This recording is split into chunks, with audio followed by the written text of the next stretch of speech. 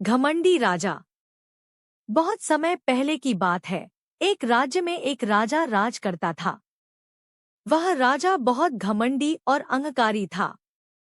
उसे अपनी शक्ति और धन पर बहुत गर्व था। वह हमेशा अपने आप को दूसरों से ऊंचा मानता था और किसी की भी बात नहीं सुनता था। एक दिन उस राजा ने अपने दरबारियों से कहा, इस राज्य में मुझसे शक्तिशाली और समझदार कोई नहीं है। मेरे बराबर कोई भी नहीं हो सकता।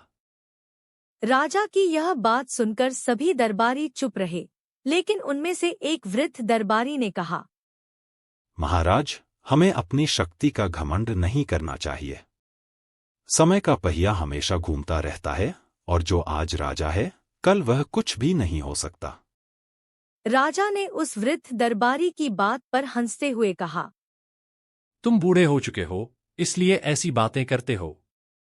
मेरे राज्य में मेरी अनुमति के बिना कुछ भी नहीं होता। कुछ समय बाद एक शक्तिशाली दुश्मन सेना ने राजा के राज्य पर हमला कर दिया।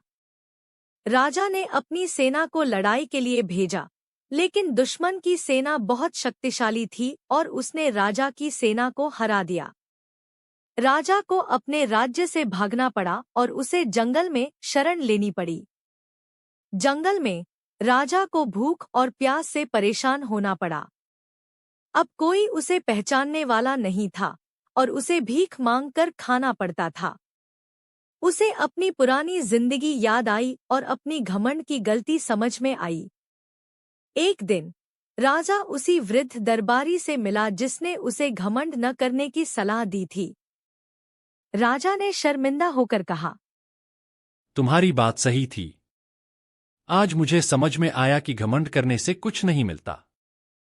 हमें हमेशा विनम्र रहना चाहिए। वृद्ध दरबारी ने राजा को समझाया कि जीवन में घमंड से कुछ नहीं मिलता।